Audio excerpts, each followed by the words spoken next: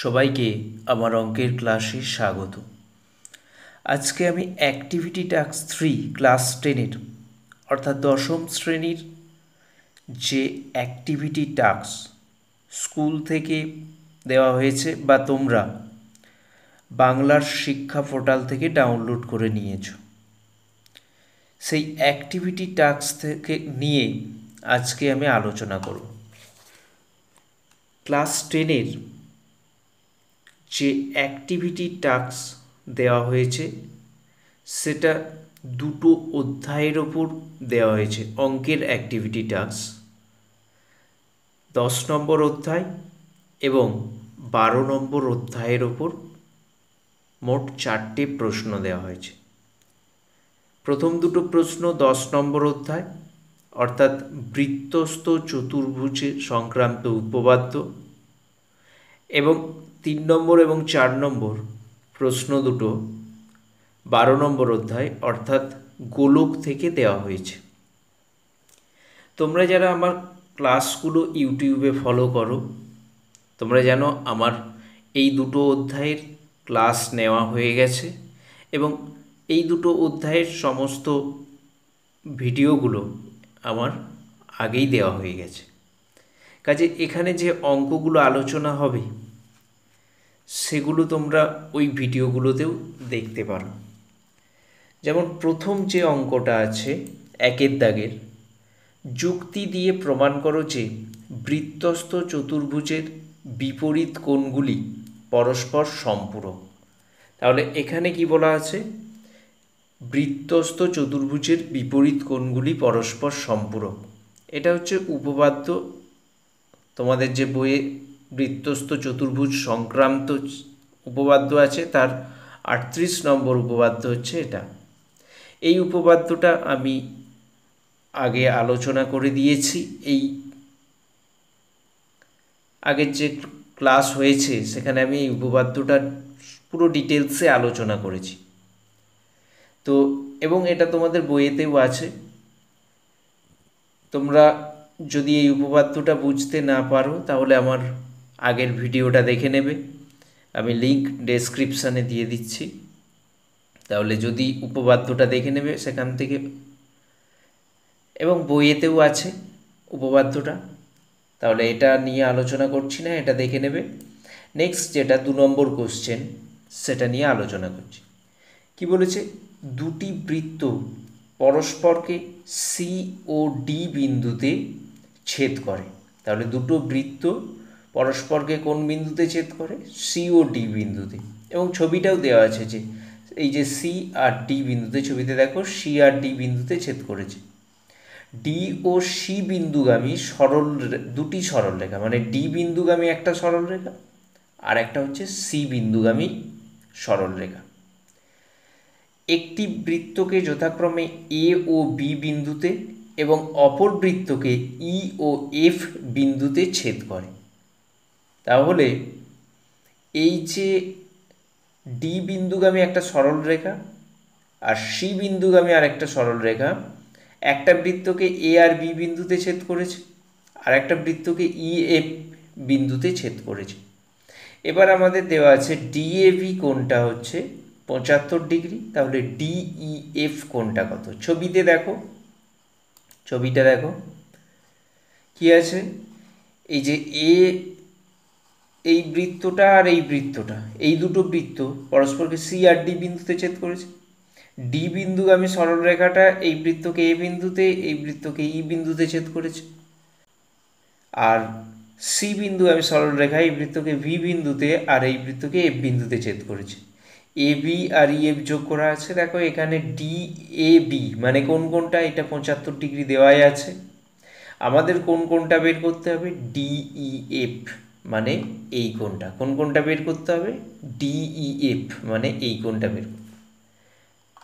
তাহলে দেখো প্রথমে আমি কি করব, এটা প্রমাণ করার জন্যে সি আর ডি যোগ করে দেবো। এই যে সিডি যেটা আছে এই সিডিটা যোগ করে দিলাম।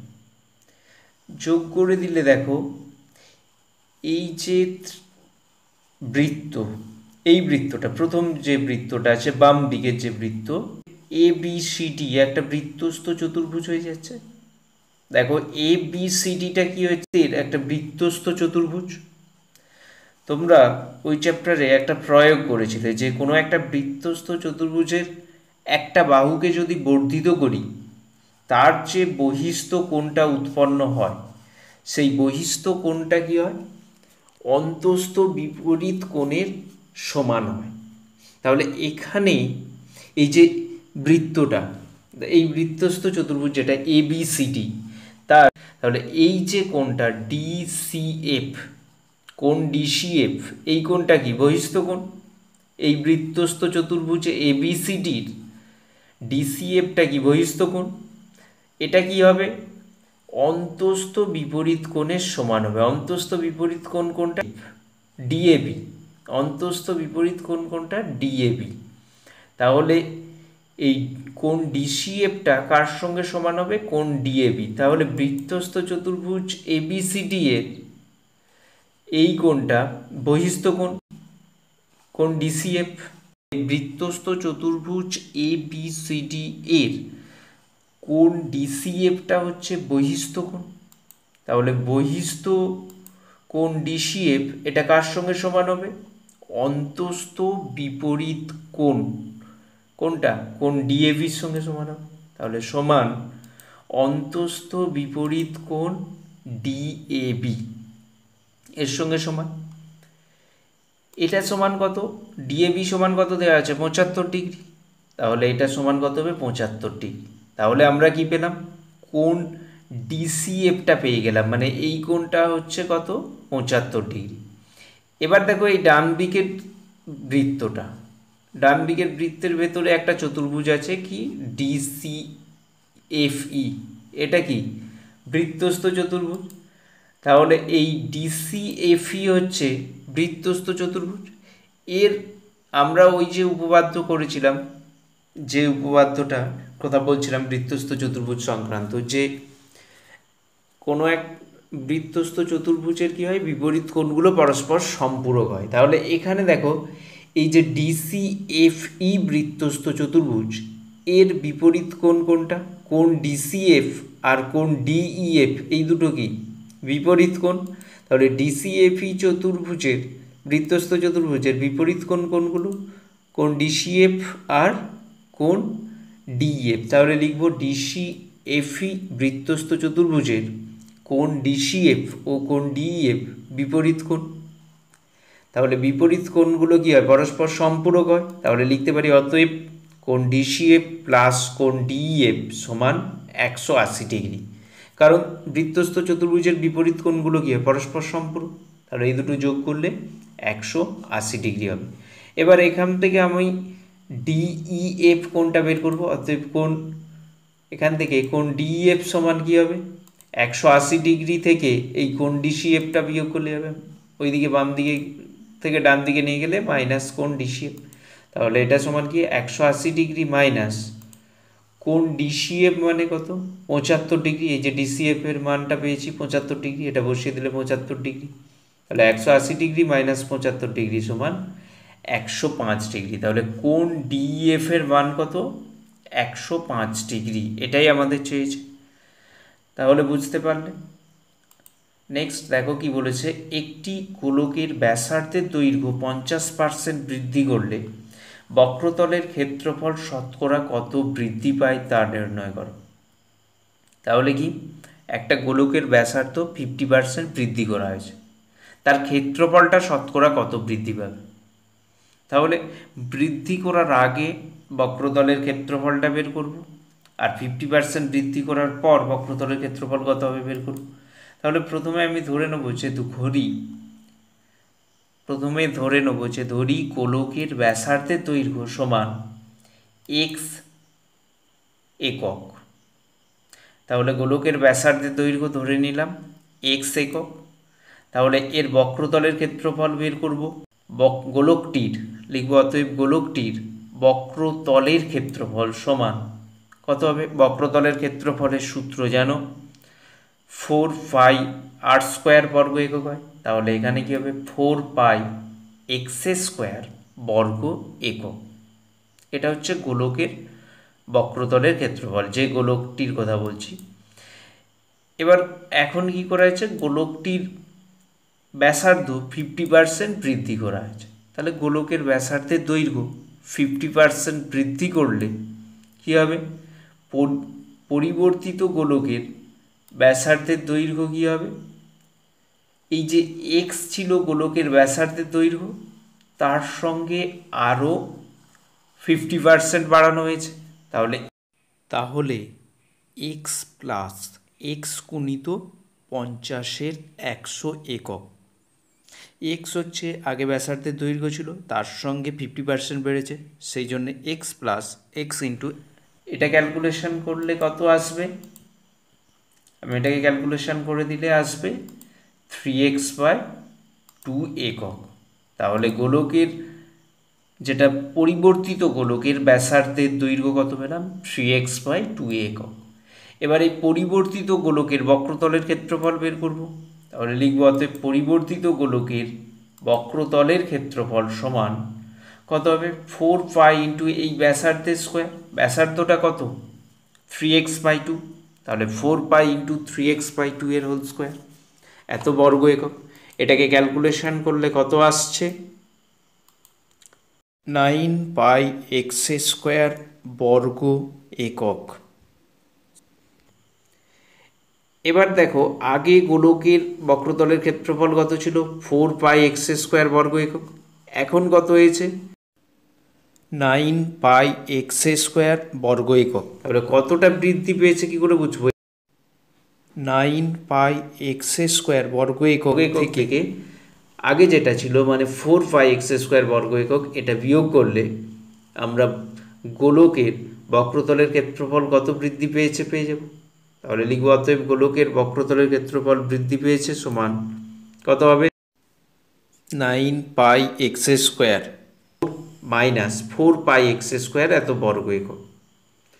এটা বিয়োগ করে দিলে কত হবে, ক্যালকুলেশন করে বিয়োগ করলে কত হবে, 5πx² বর্গ একক। তাহলে গোলকটির বক্রতলের ক্ষেত্রফল কত বৃদ্ধি পেল, 5πx² বর্গ একক। এটাকে শতকরায় প্রকাশ করতে হবে।